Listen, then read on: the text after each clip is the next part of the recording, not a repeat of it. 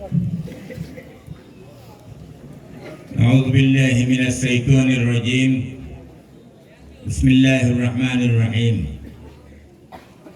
الحمد لله ونستعينه ونستغفره ونعوذ بالله من شرور أنفسنا من يهدي الله فلا مضل له ومن يضلله فلا هادي له আজকের বাংলাদেশ জামাত ইসলামী শিরোনাম খাউল ইউনিয়ন কর্তৃক আয়োজিত নির্বাচন কেন্দ্রিক আজকের এই পথসভায় আমার স্নেহভাজন সভাপতি, ইউনিয়ন আমির, সাধারণ সম্পাদক, বিভিন্ন পর্যায়ের নেতৃবৃন্দ এবং যারা উপস্থিত সম্মানিত শ্রোতা মণ্ডলী, আসসালামু আলাইকুম ওয়া রাহমাতুল্লাহি ওয়া বারাকাতুহু। সবাই আমরা জানি আমরা কি জন্য এখানে সমবেত হয়েছি। আমাদের তরুণ যুবকেরা যে বক্তব্য দিয়েছে সেই বক্তব্যের মধ্য দিয়ে তারা শরীর গরম করার চেষ্টা করেছে। আমি চেষ্টা করব আপনাদের মাথা ঠান্ডা রাখার জন্য কথা বলার। শরীর গরম করার কি এখন সময়? মাথা ঠান্ডা রাখতে হবে, আর মাথা ঠান্ডা রেখে এই 12 তারিখ পার করতে হবে। তারপরেও মাথা ঠান্ডা থাকবে। মাথা গরম করলে কিন্তু পরিস্থিতি গরম হয়ে মূল লক্ষ্য ব্যাহত হবে। আপনারা জানেন বাংলাদেশের কয়েকটা বিশ্ববিদ্যালয়ে নির্বাচন হয়েছে ছাত্র সংসদে।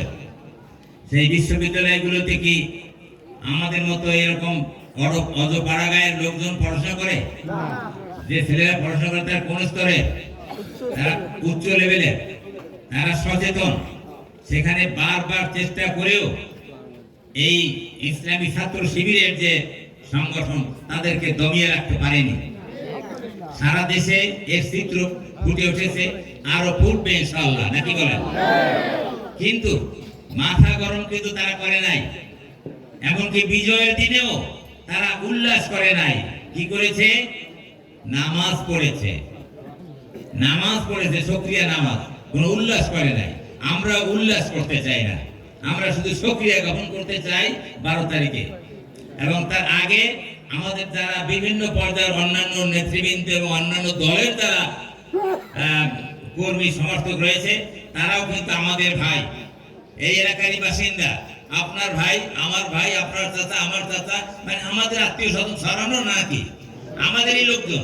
কিন্তু আমরা পরস্পর সংঘাতের মধ্যে যাব না। আমরা নীরবে শান্তভাবে থেকে ইনশাআল্লাহ সঠিক লক্ষ্যে আমরা পৌঁছে যাব আল্লাহর রহমতে। আর একটা জিনিস হচ্ছে, যারা এখানে ওই নিষিদ্ধ করতে বা একটা দলকে বলা হয়েছে তারা তাদের কার্যক্রম চলবে না, সেই দলে আর যাই থাক না কেন, সেখানে তো লোক আছে, সেখানে তো ভোটার আছে, আছে না? সেই ভোটারদেরকে আপনারা অন্তত সেই মানুষগুলোকে নিরাপদে থাকতে দেন। তাদেরকেও ভয় ভীতি দিয়েন না, তারাও যেন এলাকায় শান্তি থাকতে পারে। সেই আওয়ামী লীগ হোক, জাতীয় পার্টি হোক, তারাও কিন্তু দেশের নাগরিক। যদি কেউ অপরাধী থাকে, সে অপরাধের বিচার যেটা হয়, ন্যায় বিচার, সেটা প্রতিষ্ঠিত হবে। কিন্তু যারা তাদের প্রতি কোনো অভিযোগ নাই, সে মানুষগুলো রাস্তায় চলতে পারছে না কেন? কার ভয়ে? আমাদের ভয়ে। আমরা তাদেরকে ভীত সন্ত্রস্ত না করি, তাদেরকে শান্তিতে রাস্তায় নামতে দিন, তারা মানুষের শান্তি থাকো, এটা আমার বক্তব্য। যারা হিন্দু ভাইয়েরা আছে, হিন্দু মা বোনেরা আছে, সেখানে তারা যেন শান্তিতে বসবাস করতে পারে। তাদের নিয়ে যেন জামাত ইসলামের কোনো কেলেঙ্কারি কোথাও সৃষ্টি না হয়, এই আমার সজাগ থাকতে হবে। এই কেলেঙ্কারি তৈরি করার জন্য যথেষ্ট লোকজন আছে, না নাই? এই তৈরি করার সুযোগ আপনারা কেউ দিবেন না। এবং তারা আমাদের মতো এই এলাকারই বাসিন্দা, তাদের আল্লাহ তাআলা তাদের জীবনযাপনের জন্য যে ব্যবস্থা করেছে, খাওয়া দাওয়া, আমাদের জন্য সেই খাওয়া দাওয়ার ব্যবস্থা কিন্তু করেছে।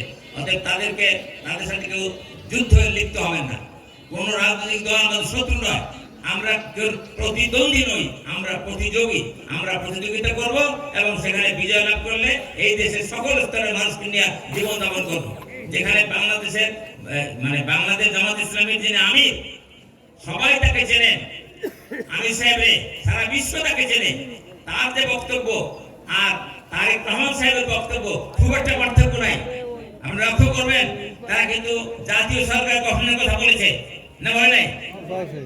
এই জাতীয় সরকার গঠন করতে বলেছে, যেই হোক না কেন জাতীয় সরকার গঠন হলে এই দেশে অনেক সমস্যায় দূরীভূত হবে।